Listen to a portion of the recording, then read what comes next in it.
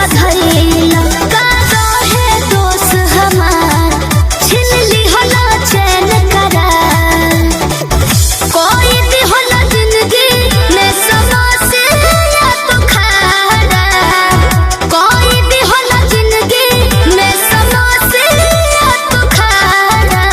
नजर उठा के मिली हो न जान दोबारा अरे तू ही हमारा प्यार के बड़ा हथियारा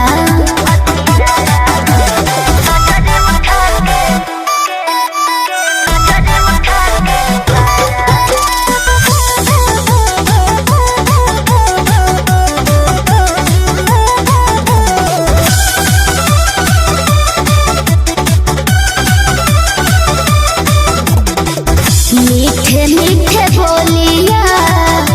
मीठे जहरिया मोहब्बत में